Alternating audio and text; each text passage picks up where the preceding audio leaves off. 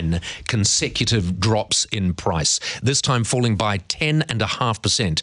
New Zealand's dairy prices have taken another battering after already being under pressure from depressed Chinese demand. New Zealand Initiative Executive Director Dr. Oliver Hartwich joins me now. Oliver, morning to you. Good morning. All right, let's talk dairy first. And obviously that is sort of, woven into the Chinese situation. How bad is this news for New Zealand in the short term? Well, it's obviously bad news for the dairy sector, and it's certainly worse than we expected. I talked to some industry insiders last night, and they expected probably a 5% correction. Now we've seen 10.7%. It's a fall across the board. It's for milk, it's for cheddar, it's for butter, and it's probably worse than anyone expected. So it's bad news for the sector in the short term. Long term, I think there are still some reasons to be a bit more hopeful about. Okay, we'll talk about those in a moment. Obviously, the reaction on the money markets, the New Zealand dollar's dropped by a fraction over 1 cent, which is a substantial drop. But there are winners and losers in all of these things, aren't there? Well, we've known for a long time that the kiwi dollar is a bit lactose intolerant. So whatever happens in the dairy industry, it definitely gets reflected on the value of the kiwi dollar. But having said that, if the kiwi dollar falls, of course, this creates winners and losers. So for some industries, actually, that are export dependent, outside dairy, of course, that's a good news story, because now that actually makes their exports a bit easier. Dairy is, though, vitally important for our economy. And if you just look at the figures and you talk to the specific correspondents, they will tell you that we're looking years and years, low dairy prices for years and years. Do you subscribe to that view? Well, first of all, you're right. It is an important sector of the economy. About 7% of our exports are dependent on that. But I don't quite subscribe to the doom and gloom stories that are out there, because I think long-term there are some reasons to be hopeful. And the few factors that I think of now are, for example, Iran. We've just seen the end of the talks with Iran, so the sanctions might be lifted. There's a definite upside for us because we already deal with Iran, don't we? Exactly, and I think there's a chance we might actually be exporting more to Iran in the future.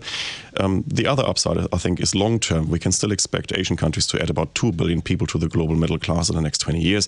So obviously these people will want to drink milk. So that's a good news story for us. There are other things as well. Think about the last few years. We didn't really see any big adverse events in the last few years, such as big droughts or something like that would have actually had an impact on production. That's quite unusual, actually. So once we get back to normal, I think we will probably also see an effect of that normalization really on dairy prices. So they'll probably go up again.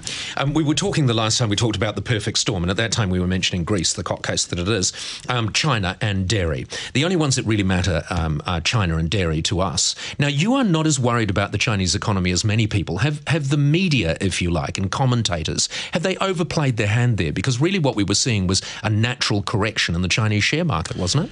Well, I am a little bit worried about the Chinese economy, but I think it is a mistake to just think of Asia as just China, because there are other countries as well. It's a big Asian market. There are other countries. I think long-term, I'm quite worried about China, but I hope that long-term, by the time that China really slows down because of demographic change, India might be able to take over. So I think it is a mistake just to focus on China when we're talking about the Asian development and the Asian middle class.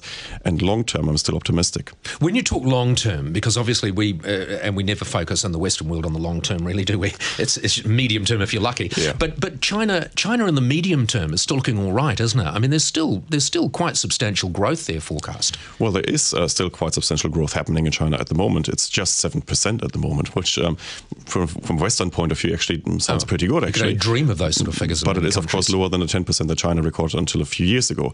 So yes, there's a bit of a slowdown, but there is no point denying that China is still growing quite substantially and therefore adding more demand. All right, so obviously there are a few stormy seas. We're going to have to weather a bit of a storm. Is the New Zealand economy in good enough shape to weather it well?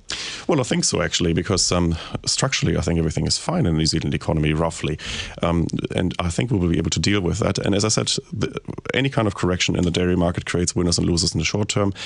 A fall in the New Zealand dollar will definitely be good news stories for other export industries. Oh, there will be lots of exporters celebrating that cent and a bit that it's dropped today. Brilliant, Oliver. Thank you very much for joining us. Oliver Hartwich, Executive Director of the New Zealand Initiative. So nothing to see here, Jim.